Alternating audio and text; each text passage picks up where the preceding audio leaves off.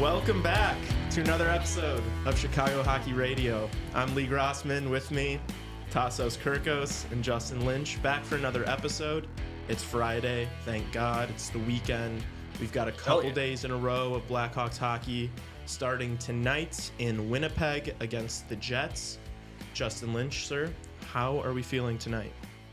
Oh, I was feeling good, but then I saw that Arvid Soderblom starting tonight, so now I'm not feeling so good. It looks like today might be an L, boys. And we know how Saturday against Edmonton's going to go, so we'll see. This might be an 0-3 start, but yeah, I mean, just back-to-back days of Blackhawks hockey in the weekend. I think we can all be pretty happy about that. I think we're going to steal a win in one of these, either today or tomorrow. I think we looked good. I didn't really get to talk much about it because you guys did the post-game show and I was working, but I thought the last couple periods, the 2 and 3, I thought we looked good against Utah. Obviously that first period was abysmal, but I didn't watch that game and think like, oh my gosh, we're not going to win any games this year. It'll be tough, especially with Soderblom tonight. And I haven't seen yet, is Hellebuck starting? Good question. Probably, because it's not back to back. It was, yeah, but it was, I hadn't seen anything that it was confirmed or not. So I mean, the Jets are a hard team to score against. They're a defensive team. They grind you down. So I mean, we'll see. I would love to say that I think that that first line is going to have some more success. I think we're going to get one of these next two games, whether it be tonight or tomorrow. Edmonton looked horrible. But obviously they're not going to look that bad the rest of the year. But also I just feel like the first couple months of the season, like, don't count. It's like not real hockey, if that makes sense. It's like none of these teams like have any sort of identity. They don't play how they play for the rest of the season. You know, once we start getting in December, January, I think that's when you start to see like real hockey pick up. So I think that like early season, we're going to have opportunities to sneak out wins just because these other good teams are just not locked in yet.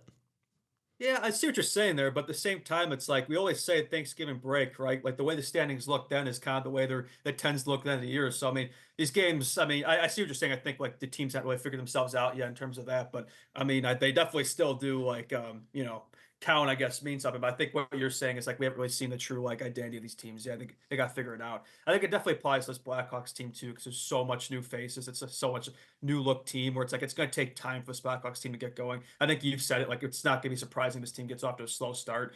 But I think as we get better, like things go along, like we'll just continue to get better. So we need to start the games on time. If we want to steal one of these games, we have to start the game on time. Yeah. It didn't happen on Tuesday. I think a lot of it had to do with it's Utah's first game. They're coming out of the gates, guns blazing. So hopefully, either tonight or tomorrow, we could play a full 60 minutes and we could steal one. Probably more likely today than tomorrow, I'd say. Although Oilers are known to get off the slow starts during these seasons that we saw last year and the first game last night, or 2 nights ago. So it's possible, but I'm not banking on that. Yeah, I think the problem of like mailing in first periods over and over again, I think a lot of that, it's not just the guys. I think a lot of that has to do with Luke Richardson. I think that's something that all year long we need to keep him accountable. It shouldn't be like we are starting relatively fresh. We're coming out of a rebuild. We have so much young talent. Obviously, we all want to win Stanley Cups, but something we have to be honest about is Luke Richardson going to be the guy to get that done for us? And I think that's something we need to start talking about more. It's not good enough to be a player's coach. We need to see a guy that's, getting these guys going first periods, making changes when he has to. So Utah, I think obviously we started really flat, but he did make the changes necessary. But still, that decision to put Mikheyev on that first line, we talked about it for a couple days beforehand. Like, what is this? And we ended up being completely right. It didn't make any sense. It looked horrible. And then right when they changed it, that first line started looking better. So it's like, we got to be honest about decisions like that. We got to hold him accountable, I think, because there will be, especially next year, there will be more coaches on the market. And it shouldn't just be a free job. No, I completely agree. I think Richardson, like I agree, like he's a great coach, but I've always been kind of questionable some of his decisions of making the lines. I think, he hasn't had much to work with these past 2 years, but that's not the case this year. He has a team to work with this year. So I think definitely the excuses, I think we could start to judge him this year. I think after the first season, I was pretty confident Richardson. I would say my confidence waned a little bit last season, a little bit. And this year, it's early days, but not love of the start. But we're getting going. I'm sure he has a vision. he's seeing things that we're not seeing over there. So I think you gotta give him credit. But yeah, I think at the same time we could definitely start to be a bit more critical. Yeah, no, critical I for think sure. that's a great point. I think that this year he has an NHL roster. It's not like last season where it's like, all right, he's playing with the Rockford Ice Hogs plus Connor Bedard. Yeah. They have NHL talent. If there's not a drastic improvement, I'm not saying that they got to make the playoffs, obviously. But like if I we think a don't finish 15, 10, 20 15 point, improvement. yeah, Yeah. at least, yeah. So we just, it's important to talk about because I Yes, don't think that absolutely. we should just be like, yeah, Richardson's the guy going forward. It's like, why? You know? That's completely fair. Yeah. Yeah. What do you think? Do you agree?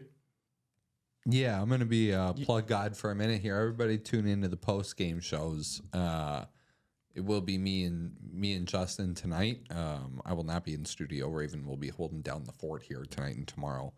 I'll be away, but yeah, it'll be me and Justin tonight, and it'll be Lee and Justin tomorrow after the Oilers game on the second half of the back-to-back. So, and yeah, we're gonna be doing those every single game. So after you're done watching, throw us up on the YouTube, and we'll be live, and we'll be giving our thoughts. And you can leave your comments and ask us questions, and we'll be very interactive and kind of tell you how we feel. So, yeah, I think the post games are going to be really fun this year. Yeah, I agree. I think that's the format we're looking for. It's like, yes, we're going to break down the game and talk about what happened, but it's like we also have time for that in the podcast. Like, we really want these live post game shows to be like interactive with the followers. Yeah. Like, Yeah. you ask us questions, we'll answer them if they're good questions, and yeah, that's kind of what it's all about. It's just interact with the community. Oh, cool! I can actually see Lee now. there you go. I just realized I was nodding to the things you were telling me, and I was like, this dude cannot see me. It's funny. Also, obviously subscribe to the YouTube and leave 5 stars if you feel so inclined on Spotify or Apple. That means a lot to us too, because we want other Blackhawks fans to listen as well. So yeah, appreciate it, guys. It's That's what I think about everything. No, I was just letting you guys. That's how I feel about Luke Richardson. Yeah, that's how I feel about. Yeah, we have time on Luke Richardson. We have time. Yeah. I think I know. I'm not sounding the alarm. I'm not. Yeah, I'm just saying we Yeah, can't. no, me neither. Yeah. There's a lot of time. I'm just saying that we could have John Cooper next year. And I'd be all over that if he's And, available. and I'm just saying that we have it. I feel like in hockey, it's almost like, at least for the Blackhawks, I've noticed it's not like we're not as critical of the coach at sometimes. Like with the Bears, we're like, is Eberflus the guy? And I think we should be looking at it the same way with the Blackhawks. It's like, we're going to have a really, really good team in a couple years. Is Luke Richardson the guy? I'm not saying that I think he is. I'm not saying that I think he isn't. But it's like this season, I think, should be like a prove it, Like, Yeah. if you're the guy, get the most out of this team. And I would say like hockey's becoming more like football from that aspect. Like coaches do not have the long leashes they used to anymore. Yeah. And I don't think it should be any different with us. Like there's a lot of pressure, expectations. Like, we have arguably the best prospect pool in the league. It's like we got to take advantage of that. No, we have the best guy, to lead this team. Absolutely. Yeah. No, nothing. And that's 100% how I feel. I think you like Richardson. Yeah, I do like Luke Richardson. Yeah. I think he's. I don't dislike him. I think he's great. But sorry, I didn't interrupt. But yeah.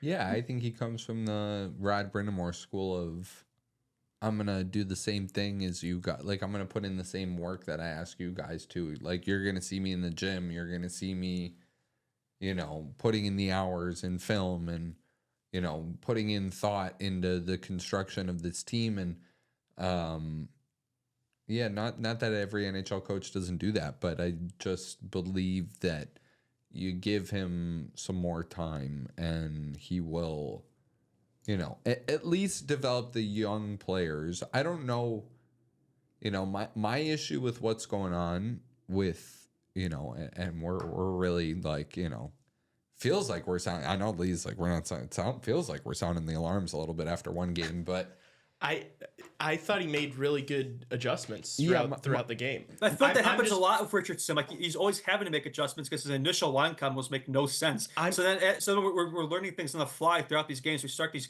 like, this was a pattern last year. We always started these games in the first period. Not always, but oftentimes we didn't start these games sometimes, and we get better as game went along because he made those adjustments, which is great. I mean, props to him there. But it's like we should just be starting the game off like that. You know what I mean? It's like I feel like we're always behind. We're always a step behind, and that's like we can't be having that anymore. I'm just worried that I'm not worried. The reason why I bring it up is because I'm not hearing anybody in these Blackhawk spaces, any pundits, anybody covering the team, talk about it. I'm not hearing anybody say anything along the lines of, does Luke Richardson have to perform this year? It's like we're just talking about the roster, but the reality of the situation is that we should be critical of if we go through the season. Did you see the team that they gave him last year to work with? It was horrible. That's why I'm saying we didn't do that last year. But that doesn't even count as a season. I agree, but I'm saying this year does count as a season. Yes. And if he doesn't, if the team's not better than last year, but then it's like next year we start talking about it. I think it's this year. Why? You have an NHL caliber roster. Well, this team is so much better than it was last year. This team is so thrown together. I agree. Of random players. I think Tyler Bertuzzi's a lot quieter of a player than people really think. I got fooled into it again this year when he came here, of thinking that this guy's going to be a needle mover. No, I don't think that. He's going to do this every night. There are quiet nights with Tyler Bertuzzi where you don't really notice him a whole heck of a lot. And then, this is a market where, this isn't Dallas, and in Dallas they care a lot, I know. But, this isn't a market where people will start questioning his impact here a little bit. I know the contract's not 8 years. Are you talking about Bertuzzi or Richardson? Bertuzzi. Yeah. It feels like just a random collection of players. And, my bigger question for you guys is do you guys think that, Nolan Allen plays his first NHL game and, but they went with a more veteran heavy roster to start the season than deciding to play some of the younger players. You send Nazar down, you send Korchinski down, you send Slaggert down, you send, you send down some players that are maybe NHL ready and maybe have higher upside than some of the players who've been playing. Is that a prerogative sent down by management, like Kyle Davidson and management, or is that a decision from Luke Richardson? I think in terms of honestly, that's probably more Richardson, to be honest. I think Davidson probably would like to see Nazar, Korchinski on this Blackhawks team, but Richardson's definitely more of a veterans guy. I think he probably doesn't really want those guys making mistakes in the NHL level, which I understand that. I get his rationale there, but personally, I think a guy like Landon Slaggers, a few years older, has had all his experience in college. I don't know why he can't be in this Blackhawks team over somebody like Pat Maroon over Craig Smith, but that's beside the point. But to answer your question, I would not be surprised if that was more Richardson. Davidson might, he might come around to his ideas when he talks with him, but I don't know. I would guess that's more Richardson's doing than Davidson. And so this whole conversation that we're having right now is what I'm bringing up about Richardson. I'm not saying that he's not the guy. I'm just saying that by the end of the year, if we look back at this conversation, what we're talking about right now with keeping some of these young guys in Rockford, it's how long does he do it? How long does he keep these guys in Rockford? How good does the team perform with the veterans? Is it worth having them in Rockford because the team is performing with these veterans in the NHL roster? Yeah. It's towards the end of the year, we need to look back and be honest. Did he make the right decisions? Is he developing these guys? Because if the team's not improving, it's why we can't just be yes, Richardson's the guy. The team hasn't improved at all, even though we've gotten significantly better. Korchinski's still doing all the same mistakes and bullshit and is spending a lot of his time in Rockford, and Reichel still looks bad. And, it's if nobody's improving and the team's not looking any better, the coach has got to be somewhat liable for that. And I do think it's very telling that basically the only not generational talent who's a young player and who's thrived under Richardson's system is Alex Vlasic so far. Everybody else has struggled so far. I'm just saying. I found that kind of interesting.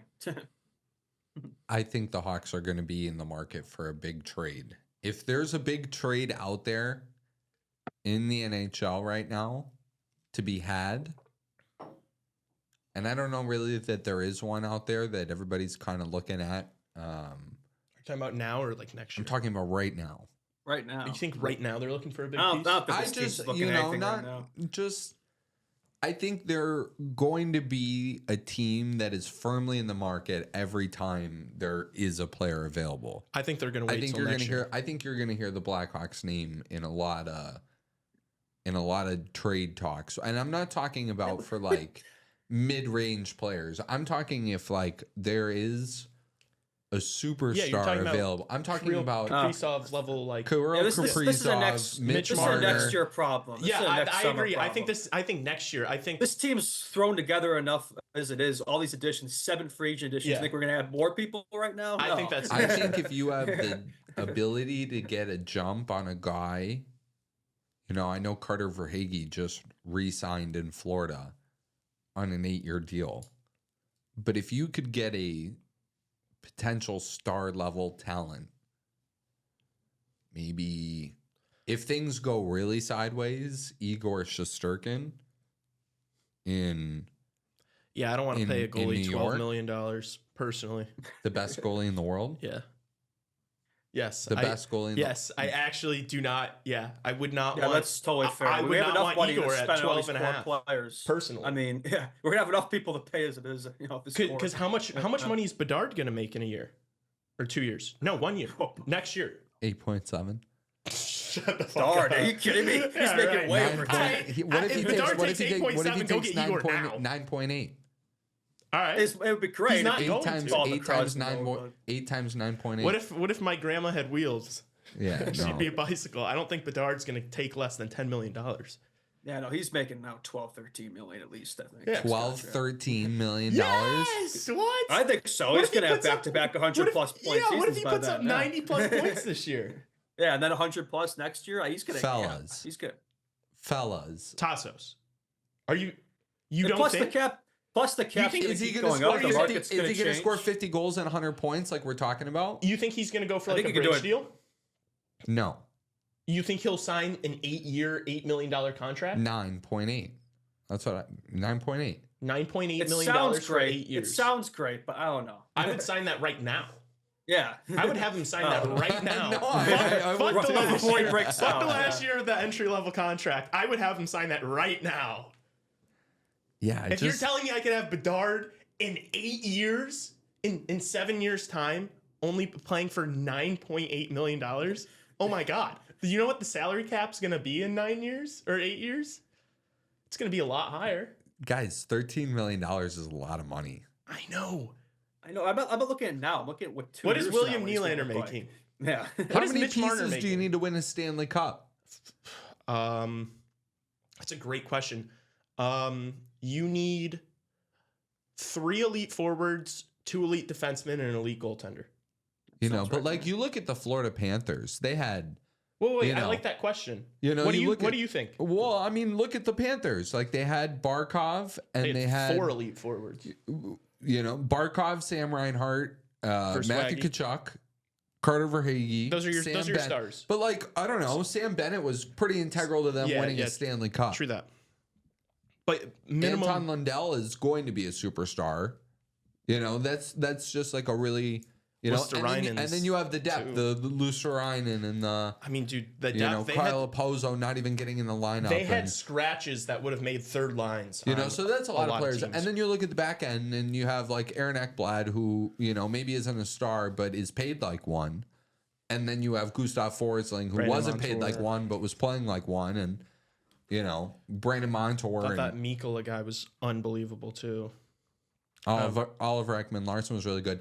And think of how many of those players are like better than players that are on the Hawks right now.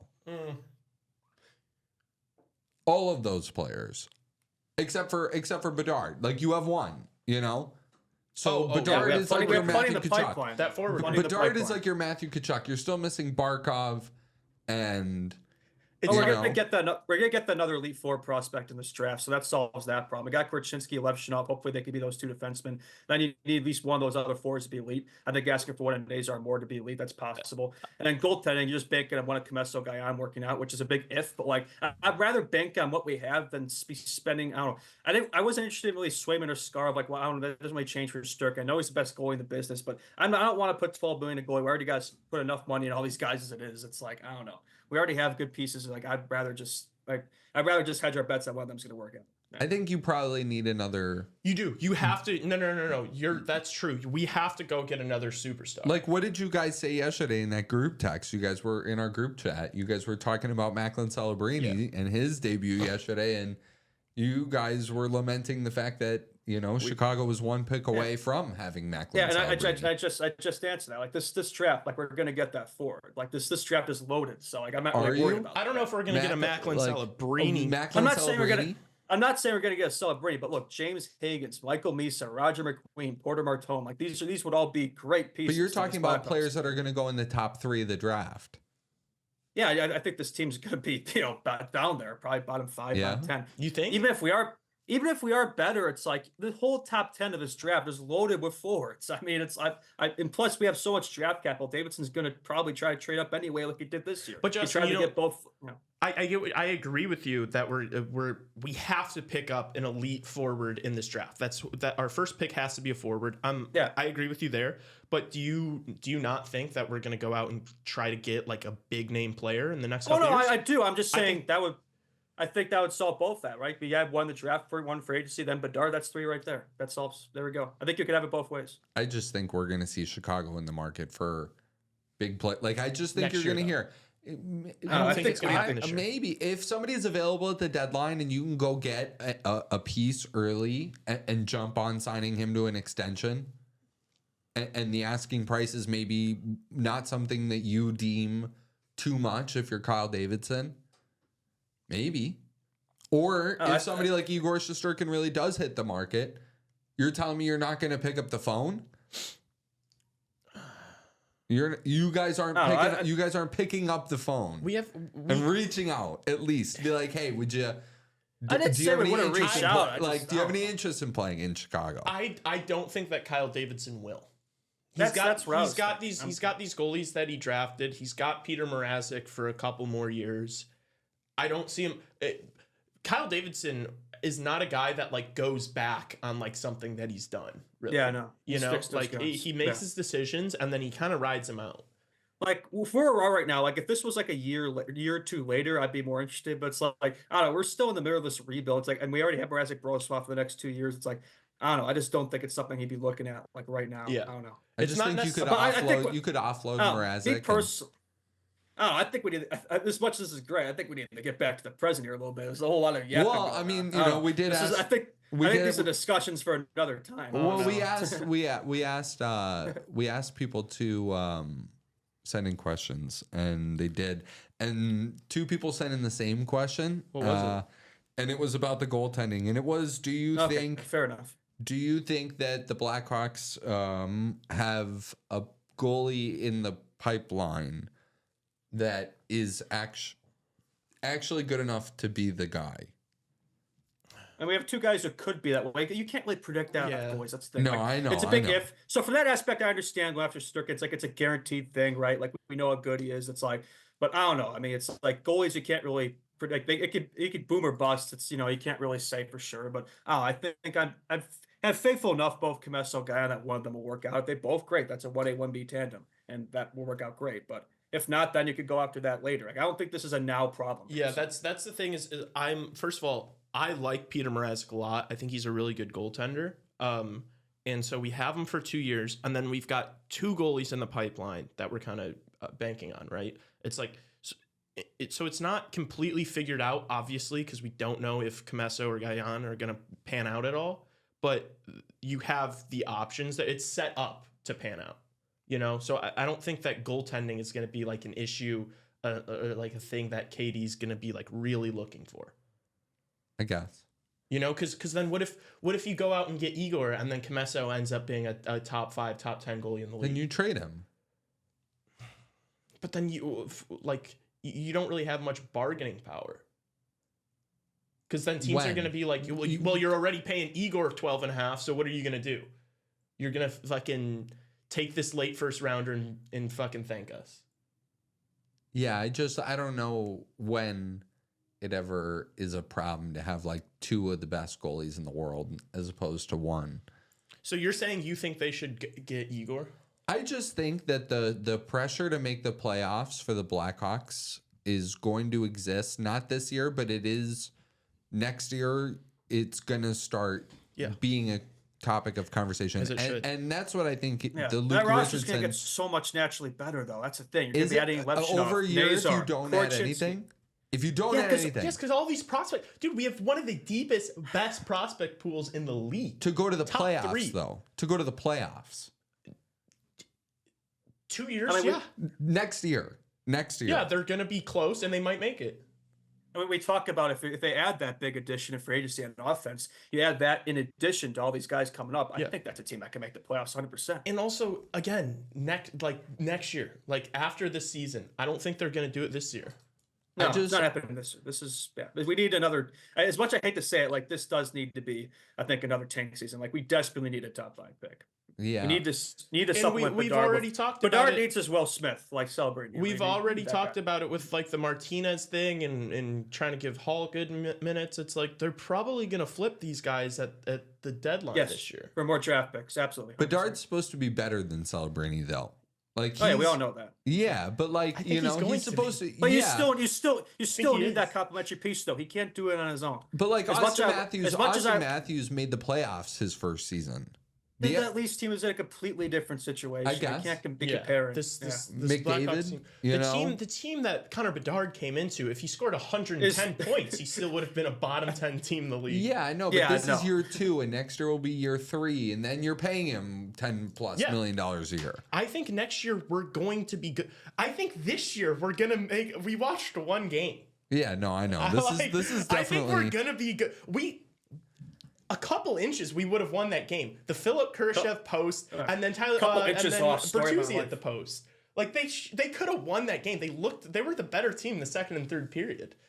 It's always if my mom had balls, she'd be my dad. Yeah, Next for exactly. There are a lot of ifs over Yeah, there. if my nan had wheels, she'd be a bike, but she doesn't, so she's not. But I agree with you. Like the team actually looked. I had no expectations going to that game, especially after this absolutely atrocious preseason, and we actually looked like a competent team. Yeah. I think we'll look We're better. gonna this win weekend. games Yeah. this year. Yeah. We will, yeah. But I still think, here's the thing, and we said this many times, like we were so far down last year, even with that 15, 20-point improvement, we could still be a bottom 5 team. Also, That's my justification. Also, we can't forget about the fact that AJ Spellacy is going to be a number 2 center in this league. And Yeah, sure. all right, I You're know still on that preseason train. was a few days ago, but that is happening. I told you it's going to happen, and it's going to happen. Can we run through these other questions right now? Yeah, let's do it. All right, then let's get to some present stuff after that. Well, yeah. Not sure if you guys have already done this, but if you haven't, what are your ceilings for guys like Kaiser and Del Mastro and Allen? I think all those guys I kind of see being third pair guys. I mean, Del Mastro maybe has top 4 potential. I like what I've seen from Allen. I think he's a pretty solid defensive defenseman. That alone could get him more minutes.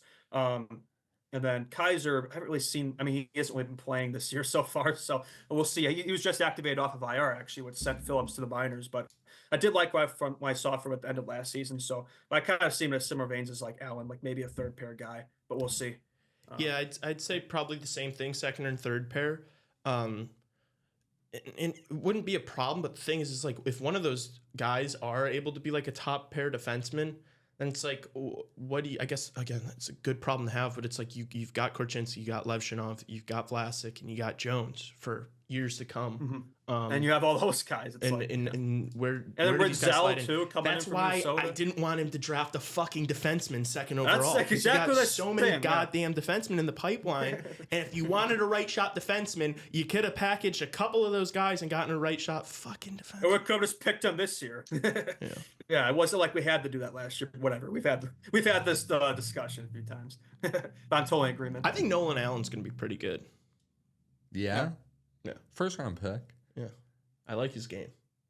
He could be a top 4. He wasn't, the Blackhawks' worst defenseman on Wednesday, that's for No, sure. he was probably their third best. On Tuesday. Whoops. I mean, Martinez and Brody were atrocious. Murphy was invisible as always. I'd say put him third. They really gave us 2 days in between games to start the season. Yeah, what's up huh? with that? Like, we're all Yeah. excited to get going, then we have to wait 2 days. But now we have 2 back-to-back days. So, Yeah. do you want to talk about the lineup tonight a little bit? Oh, well, hold on. Let's do these questions. Let's finish up these Oh, we're questions. still Yeah. okay. I also with those guys, Del Mastro, Alan Kaiser, this year, that's what we should be doing all season long is kind of we're rotating them in. And seeing how they do, Yeah. you know, because it's like this is probably your last year to do that. So Richardson should be doing that. Like, you know, I don't want to see TJ Brody playing every single game. Yeah. All right. Here's a Friday question. Do the Hawks need to try and shelter Bedard with guys like Foligno, Mikheyev, Bertuzzi, etc.? Bedard has shown a lot more physicality in his game, sticking up for himself, playing the body, stuff like that. Would it be better if we gave him the most skilled line mates and let their offense shine instead of using a wing spot on somebody more physical? I mean, I think if you are going to do that, I'd rather it be somebody like Bertuzzi. Like Mikheyev has no business being up there. I understand Foligno because he was the one guy besides Phil Kershaw he had some chemistry with last year on the offense. But as much as I love Foligno and I know we just got to see, like, should he really be playing first line minutes in the year 2024? Especially like when we made all these free agent additions, I'm like, I assume that wouldn't be the case this year. Like, there's no way this guy should be having to play in the top 6 this year. And here we are, game 2, and he's top line Bedard. Granted, they did look pretty good together in the opening game, so I'll give him that. If it's going to be somebody, I'd say either him or Bertuzzi. But yeah, not somebody like Mikheyev or I don't know who has no skill. Like, you want somebody who maybe has some of those attributes who could protect, but not that I think he needs it, but could also put the puck in the net because you can't sacrifice his potential in terms of what he can do offensively. You always want somebody like Tabo Kershaw on his wing. Hell, even to present a nuclear option, have both of them. I think that works. I think Bedsy, yeah, like you said, more physical. I don't think he needs that, but like it doesn't hurt, right? I guess to answer your question. Also, I mean, you're talking about like kind of like protecting him. I think that's kind of what they did. You don't necessarily need guys on his line doing it. It's like if somebody if somebody in the first period, it's like, okay, Pat Maroon and Foligno are coming out, and it's like, you know, Pat Maroon's gonna go and hurt your best guy. You know, I think that's what they did, and I think you can have that throughout the roster without needing it to be on his line. Yeah, totally agree. Last question from Ethan. Oh boy. Do y'all think Bedard may consider signing to a different team, considering how the Hawks may play the next 2 seasons? No, bullshit. That's definitely a Canucks fan. These freaking Canucks fans are so goddamn annoying. Man. I know. Oh, I can't wait for Bedard and Celebrini in 3 years. Fuck off. Bedard is a Blackhawk. He's happy here. Yeah, I will not entertain any of those bullshit questions. You don't think that person's a Blackhawks fan? No, that's not no way. Anyone who says that question because a Blackhawks fan is not going to be like, oh my gosh, they're going to be horrible the next 2 years. Like, I don't think they're going to be horrible in 2 years. I think they're going to be a good team in 2 years. Yeah. I think last year was LC. You want to be in the playoffs, right? And also, I know Vancouver's a beautiful city, but so is Chicago's one of the most beautiful cities in the entire world. All right, it gets a bad rap. People love look at downtown. People not from Chicago think that like it's just like Afghanistan on Michigan Avenue, but it's not. It's a beautiful, bad areas clean are like city. there's like 3 bad neighborhoods in the south side. Otherwise, it's a beautiful city. Yeah. And I guarantee you, Bedard lives in some fat ass crib in Lincoln Park or something. His ass is not leaving. Yeah, no. And if he's about to, they're gonna throw a bag on him. And why would you go to Canada and have to pay more in taxes and? No. He probably wants to be away from his family too, honestly. Yeah. No. Connor Bedard's going to be a Blackhawk for 15 plus years. Thoughts on the opponent tonight, the Winnipeg Jets? Yeah, the Hawks are playing Jets in 11th, so that's very interesting. But yeah, no, Jets pretty strong team, and I know they just came off a 6-0 win against Oilers. So, and we'll see. But I do think this is a game the Hawks can win, even with Arvid and Net. If they're going to steal one this weekend, I'd say this is the one. But yeah, Hellebuck, that will make it tricky. He's definitely one of the top goalies. I'm a fantasy team, so hopefully we could win. But they spanked the Oilers. They spanked the Oilers, and it's totally a game that the Blackhawks are going to win. You're going to see Soderblom and Net. You're going to see a team that's just coming off of killing the Oilers. We're coming off a loss. It doesn't make sense. We're like plus 200 to win, and somehow they're going to end up winning. All the factors say that the Jets should win, which is exactly why we will. Which is exactly why we will. I agree with you 100%. Yeah, I think I think we're going to win this game. I'll say, let's see. I said 4-2 for Utah, and I was almost right. I'll say 4-2 Hawks against Jets today. I'm going to say the fourth one's an empty netter. Yeah. I'm going to say 3-1. Okay. You and I definitely be low scoring. You and I picked games on Wednesday on this show, and I got them all wrong. Like everything I picked. Really? Like I got Montreal right. What was the other one? I had one other one. The Rangers one. That was it. I think the other ones were all wrong. Wait, I love that. You guys did predictions? Yeah. We predicted all the NHL games for that day. We could do that again. We'll do it NHL hour. Okay. Yeah, would love to. So, and then tomorrow the Hawks play the Oilers, who will be coming off, that loss to the Winnipeg Jets, the Hawks opponent tonight. So they'll probably be a bit hungrier and more ready to go than they were on opening night. I do want to talk about the Blackhawks power play units a little bit because they did change them up a bit. So Foligno is up there now. If Hall was bumped down the second unit, then Bertuzzi, Bedard, Tavo, and Jones. And then the second unit, it looks better. I mean, granted, there's no way it could look worse than the absolute slop we saw on Tuesday. Yeah, I saw memes on Twitter about the second Unfortunately, unit. Maroon's still there, but he is in a down-low role kind of in front of the net, so maybe he can actually be useful there. They had him carrying the puck in the zone on Tuesday. It's like, bro, he's the slowest player in the league. So you got him a spot he can actually work wonders now. Then you got Kurashev and Hall. You have them together playing even strength, keeping them together in the power play. I think that's pretty smart. Those guys got good chemistry. Then Martinez, Vlasic. So we got two defensive defensemen in the power play. I think Tassos mentioned that possibility last show, and they decided to go that route. So, I mean, it's better. Second unit's still pretty ass. At least they won't get scored on. We got Kurashev and Hall. And the first unit, I think, is pretty good, right? You keep that first unit out there. Not what we saw Utah. Like that unit should be out there for a minute 30, and then the last 30 seconds should be that second unit. But so hopefully more less of a balance and more just keep that first unit out there as much as you can because I think that could score goals. You talked about it earlier in the week, Justin, but I want to see Kurashev on that top power play unit, and I want to see Kurashev get some games with the top line. I want to see I want to see Tavo, Bedard, and Kurashev. If you're going to split Bedard, Kurashev up even strength, you should at least still have them get on the power play or vice versa. But it's like if we're talking about this, why not just play them together all the time? If they're that good together. Yes, That's my point. I get it. It's a 2C problem. It's like then who do you put a 2C? Do you put Dickens in there? Yes. Nazar's and Rockford, so you can't put him there. Anthony Sue's been fourth line, which that's another thing. Why is Reichel scratched again tonight? Why? You scratched Craig Smith because he sucked Tuesday. I was sucked Pat Maroon. Why is he still in this lineup? Put Lucas Reichel also in that Anderson. lineup. What are we doing with Anderson? Skill. Like Anthony Sue and Reichel have chemistry. Play them together, Richardson. You just signed this guy to a 2-year bridge deal to prove himself. You have him sitting on the bench in the press box. What are we doing here? No, bullshit. I agree with you. I agree with you. Pisses me off. Yeah, we don't need these NPCs right now. It's like, let's see the young guys. You got to give them a chance eventually. Exactly. He can't prove himself if he's just sitting every game. I thought we learned our lessons from last year, but I guess not. Yeah. Any thoughts on the Oilers tomorrow? We're gonna get our ass whooped in the back-to-back. That's my thoughts. I don't know. Mrazek's gonna start. I think it'll be a competitive game. Early season scheduled loss. Huh? Early season schedule loss. The Oilers game? Yeah, tomorrow. Oh, you think? Are you just saying that we're just chalking it up to a loss? No, I don't know. Is that a scheduled loss? I don't think there are any scheduled losses this year. This team is good enough. Dude, the NHL regular season is so wishy-washy. It's not like playoff hockey. Winnipeg, Edmonton. If you look at the way these teams play at the beginning of the regular season, not even versus beginning of regular season versus playoffs, the beginning of the regular season versus the end of the regular season, it's like night and day. Like you just play a different level of team defense. I think that we should be able to compete with any team on every single given night. That's fair. Yeah, I mean, I agree with that. But I do think, in terms of the goalie tandems, I do feel like it would make more sense to start Mrazek against the Jets today and Soderblom tomorrow. Which, yes, you're throwing Soderblom for the Wolves, but the way I see it, it's like you give yourself a better chance to win the game tonight. And then the back-to-back in Edmonton's like, who knows what's going to happen? You'll probably lose, or maybe you don't. But I don't know. I think it would make more sense to swap the tandems, but that's just me.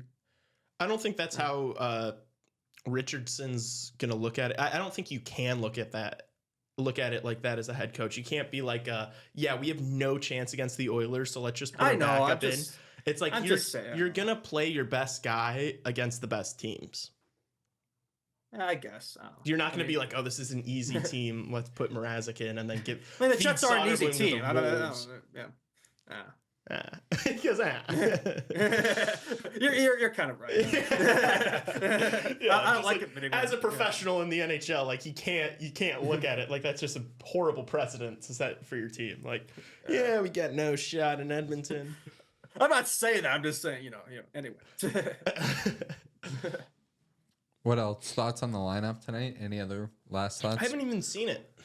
Oh. Yeah, we got Foligno, Bedard, Tavo, Hall, Kurashev, Bertuzzi, which I would say that second line looked great in that first game. They should have had a goal. They had nothing, but I think you keep that line together. I get it.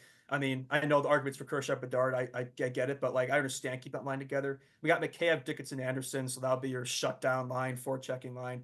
Maroon, Donato, Athanasiou. That is absolutely atrocious. Just terrible. If you have Reichel there, Reichel, Donato, Athanasiou, that could be a good fourth line. But yeah, that makes no sense. Yeah, that would be awesome. That would be such a fast, like, grind. I don't know. Yeah. Yes, it would totally make sense. Yeah, defense, it's the same. Yeah, so, yeah. But, I mean, I get having Flea on that top line, but, like, I don't know. I feel like you shouldn't have to be playing first line on this team with all the additions we made. Does Kaiser play this weekend? Not today. I imagine he probably plays tomorrow, but they might want to give him some practices because he just got activated. He's hardly been playing, so maybe they wait till Tuesday even. Who knows? But he's ready to go now theoretically. So yeah. Anything else, fellas, for Hawks Hour? I think that's all I got. Rockford Ice Hogs begin their season, correct? That's right. Yes, Rockford starts tomorrow. That's why I forgot. Cool. All right, fellas. Well, we're going to take a quick break. Justin will probably have to scurry off to class at some point during the NHL hour, but it's all right. Lee and I will hold down the fort. We're going to take a quick break, and then we'll come back and talk about the rest of the league for the weekend. Tee you guys up. Sweet. Keep it here.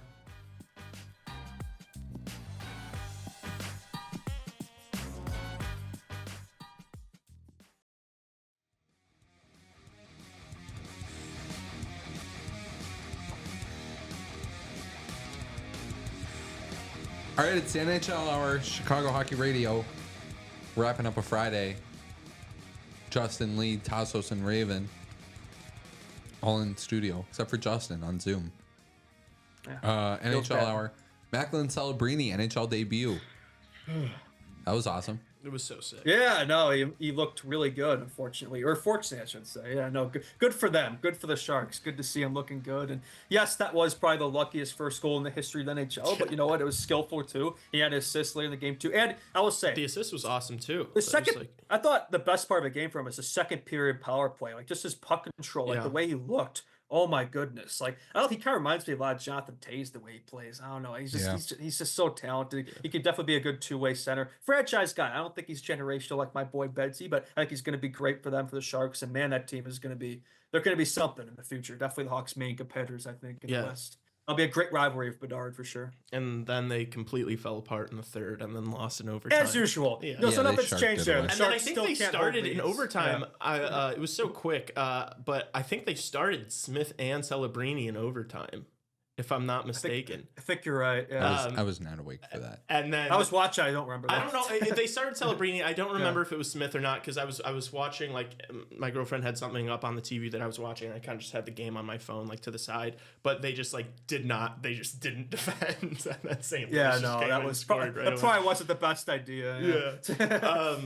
But yeah, I mean, damn. I texted these guys right away, right after that first period, and I was like, oh man, fuck, he looks good.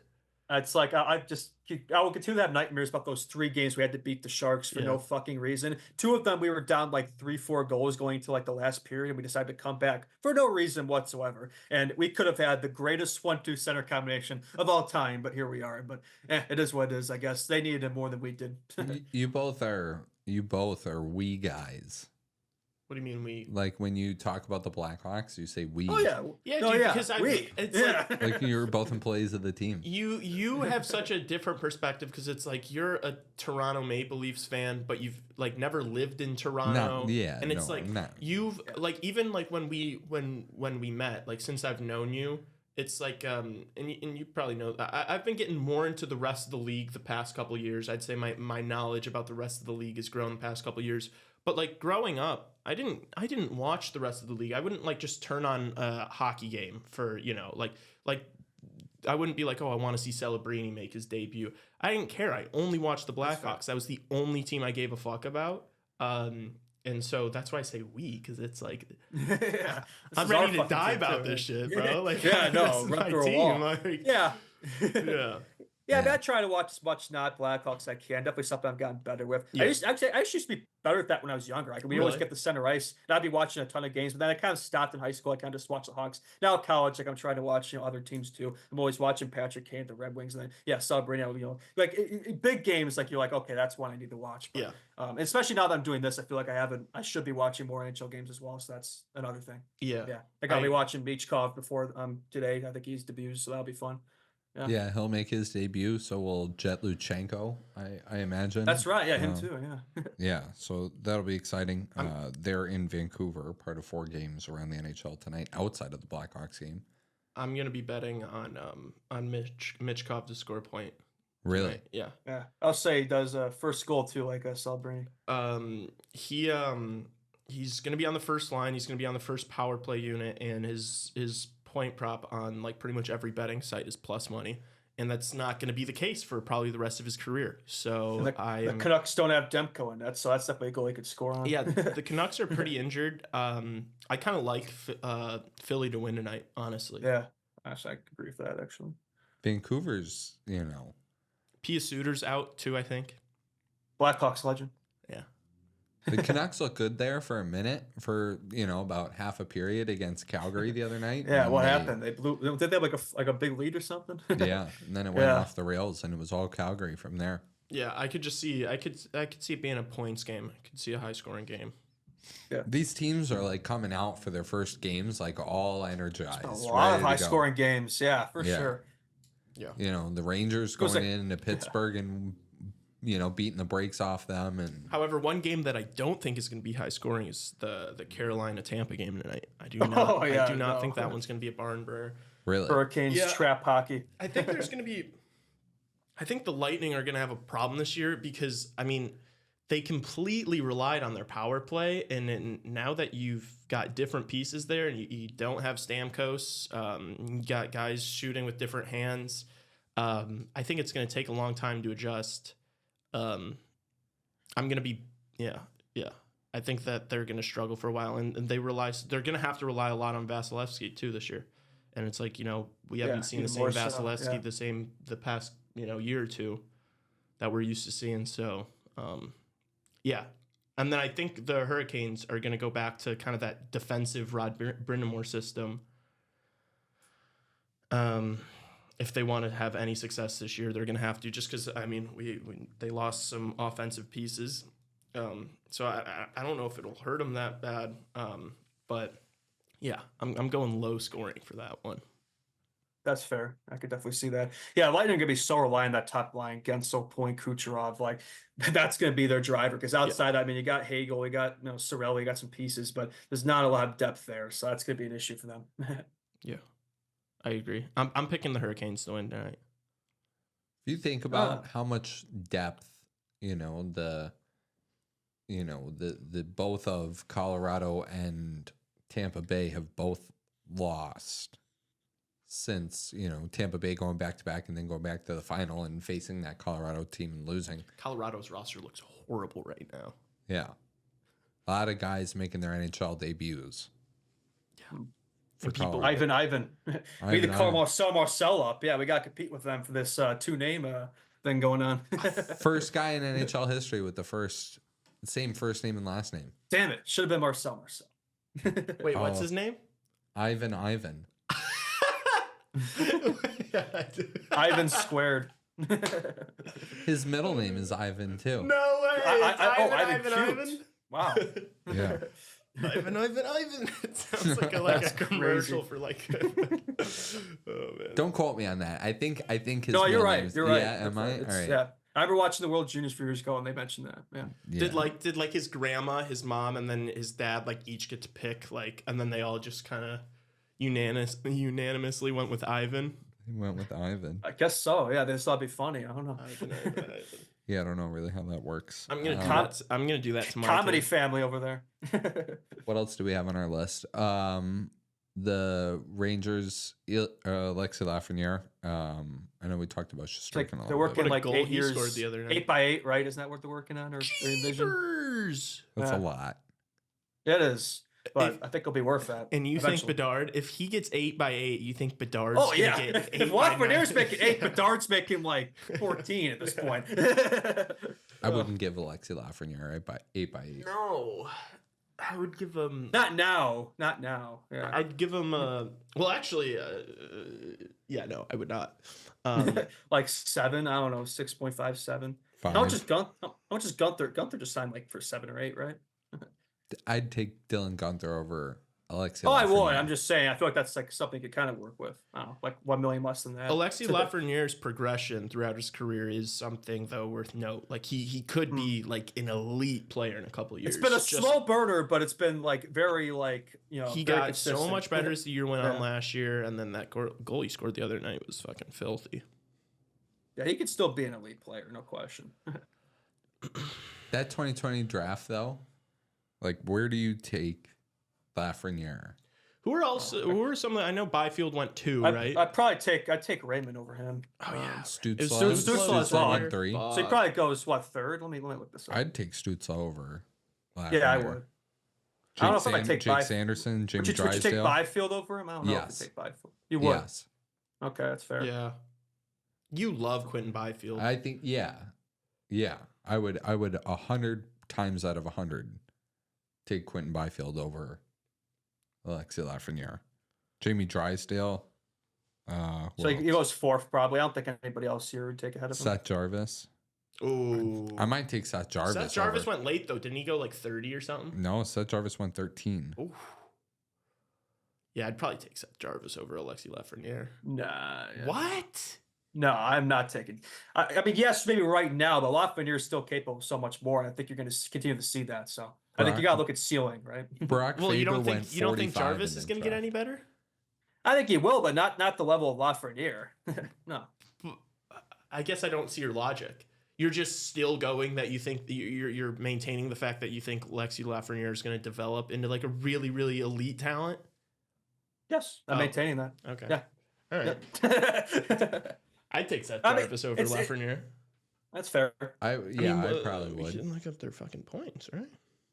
Yeah. I mean, Jarvis had more last year, but I mean, it wasn't really until this year that the Rangers really gave him a shot in that top 6. I think now that he's really locked himself in there, he's just going to keep getting better. So, yeah. I think Alexi Lafreniere might have a few more seasons where he scores more than Seth Jarvis, but I think overall, as a hockey player, I would take Seth Jarvis. I think Seth Jarvis has the potential to be an under your skin kind of guy, the way a Travis Konechny is in Philadelphia, while also probably having even just a little bit more offensive upside than a guy like Konechny, even, who's still like a 30-30 guy. Yeah, I don't know. Jarvis had 10 more points, and Lafreniere played with Trocheck and Panarin like all year last year. Yeah, I still stand by. Pretty good line to play with. $8 million is a lot of money, though. You know, you guys are talking about not wanting to give Igor Shesterkin 12, but I would rather give Shesterkin 12 than Which of you 8. said that number? Have you heard that number? I said 12. I've heard 12 a lot. I said 12 versus I've heard 12 a lot. No. You rejected 11. 8 by 8 for Lafreniere. That was out there today somewhere. That's why I saw I forgot. it. I forgot who it was. I mean, I hope they do that just so that they're not good. I kind of hope they don't, though, because then that's like that when we're in that position, it's like then we probably got to pay up more, right? Because it affects the market. I don't know. Yeah. Or it might just be like, oh my gosh, we paid fucking $8 idiots. million for this guy. Yeah, I see what you're saying.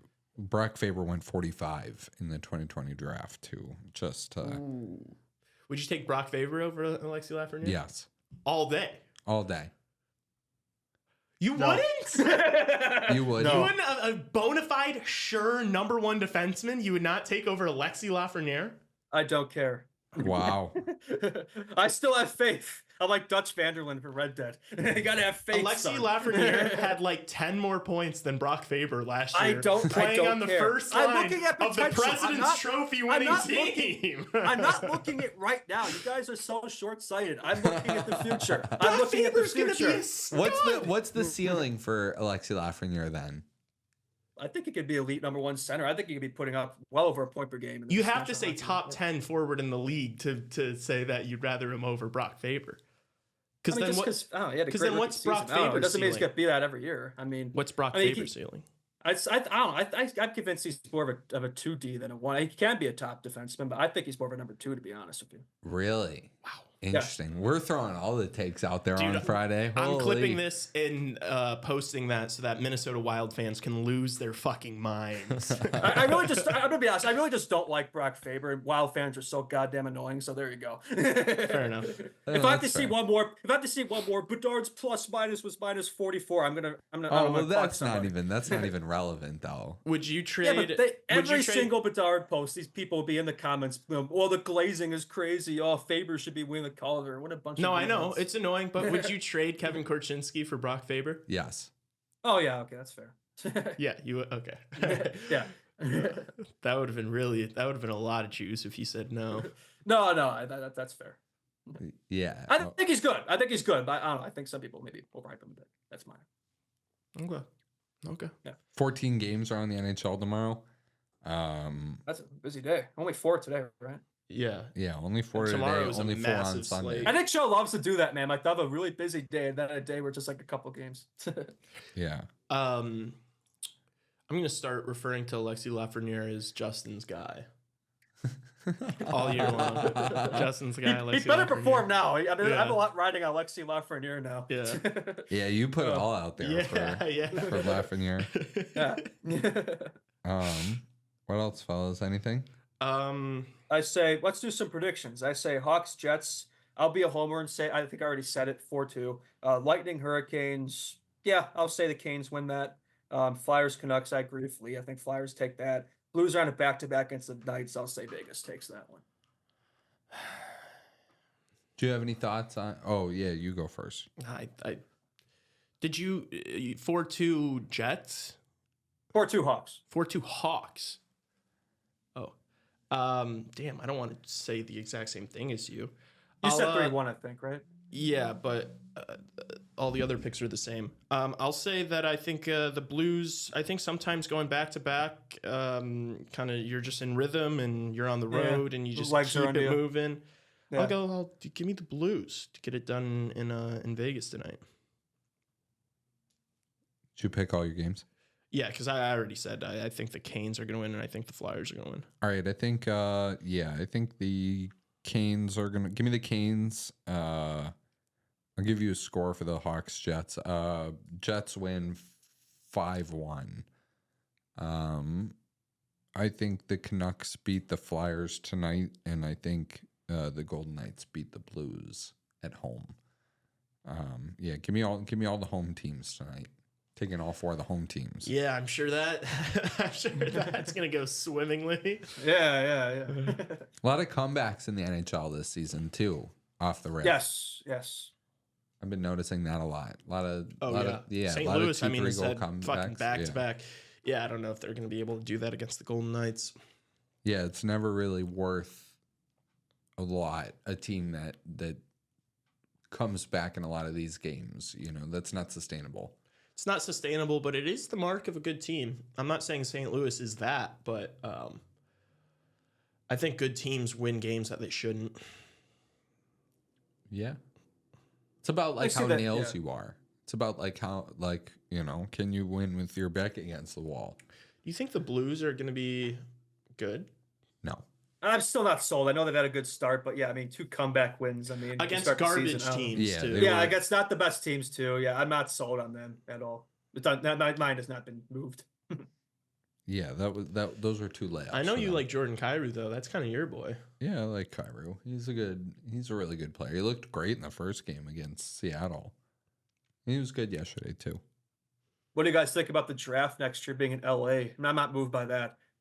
Oh, I talked to Is that Rudy is that about the it today. first year of like the new format too? Like it's decentralized or something like that? What does that mean? Yeah. That the GMs won't be there in attendance, and some people won't. I know players probably will still go there and gather. Yeah, I don't know. I don't know what it's gonna look like. Sounds in like full. bad changes. What do you mean the GM's not Yeah, going to be no, at the draft? Yeah, I don't like it only because like Yeah, hockey me was neither. pretty unique in that way where you could, you could like go on the draft floor and like make a deal. You could go Oh, so walk they're up going to to make it more somebody like the and NBA and the I NFL. thought it was one of the Yeah. good things out this. Like, if it ain't broke, don't fix it. I don't get it either. Yeah. yeah, it made the NHL draft unique, and something really, different compared to some of the way that the other leagues do drafts. So Yeah. I'm interested to see. And the Sphere was such a hit last year Yeah, it was too. sick. And yeah, it would have been awesome. Justin, you got to go? Yeah, I gotta go up. See you guys. All right. All right. Bye. Yeah. Bye. Hopefully get a Hawks win. Yeah. I understand wanting to be more like the NBA and the NFL for like viewership reasons, but I think there's some things that you need to acknowledge that are better about this sport than the NBA. Like there are problems with growing the game, but I don't know if like changing the format of the draft is one of them. But I guess that's just how I feel about that. I would love to do we need to put out an episode where we each of us put up like our top 15 or top 25 players in the league. Yeah. Yeah, I'm down. That'd be cool. We got a lot of content ideas, like just so people know, like there's a lot that we're working on to try and push the needle here a little bit and get people engaged. Hopefully very soon I'm going to start live streaming during the games. Oh, we're breaking that on the pod right now? Let's do it. Yeah. Let's break it. Yeah. All right. It's official. Lee is doing live streams of the games. Yeah. Starting tomorrow. No, I'm just kidding. Maybe. Probably not. Maybe. Probably not. Yeah. And we're still going to do the post-game shows. Yeah. We're going to figure it out. We're going to see like kind of how it goes. I'm going to start it and hopefully be somewhat consistent with it. Try to do like one every week or two. And then we'll see, if I have the availability in my schedule to do it, I'd like to do it as often as possible because I think it'll be a lot of fun. And then we'll just roll like pretty much right into a post game. We're trying to grow this into a brand. Yeah. We're trying to, have as many different parts to this as possible between the post games and the podcast and, maybe we, differentiate between different and live streams and all sorts of stuff, live events. So we're trying to make this as interactive as a community as possible too. Yeah. Right. So that's the good thing about the live streams, especially with like post games and stuff. We can answer questions live.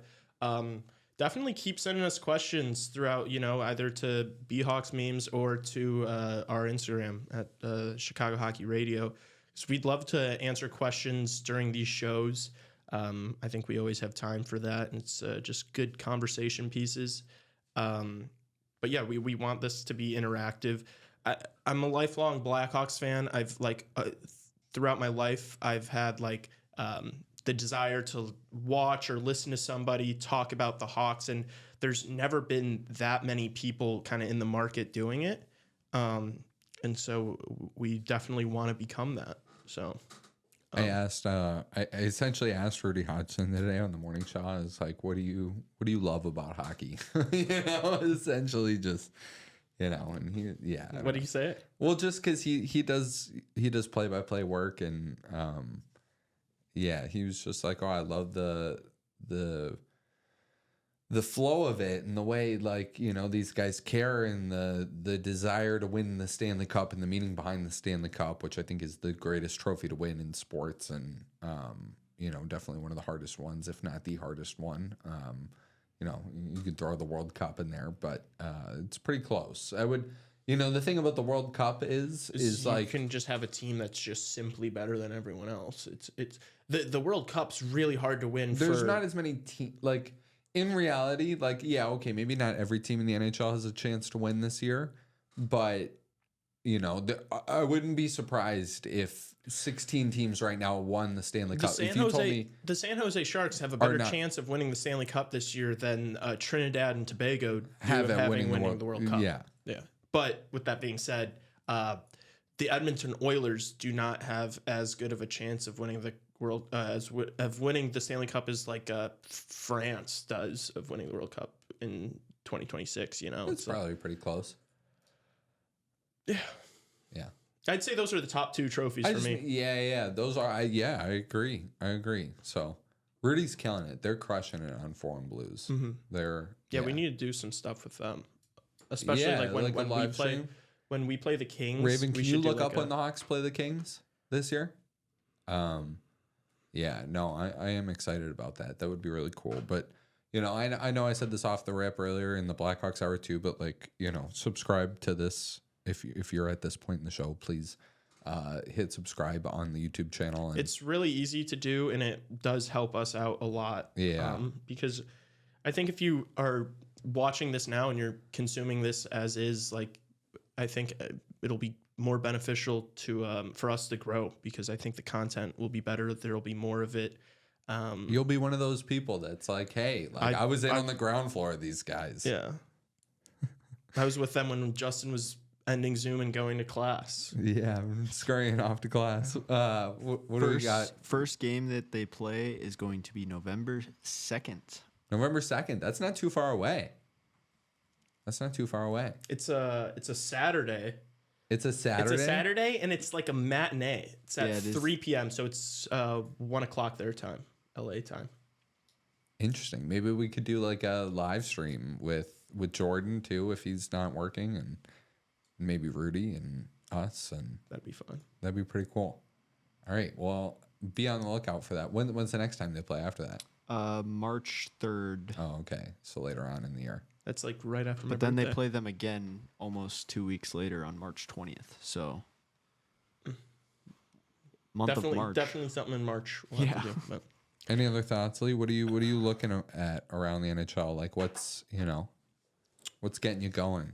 Is some of anything these, getting you yeah, for sure. I mean, some of these young guys, you know, we already talked about it, but Celebrini, that was pretty awesome to watch. It's gonna be cool to see Michkov tonight. It's so early. I'm just so excited about the Hawks.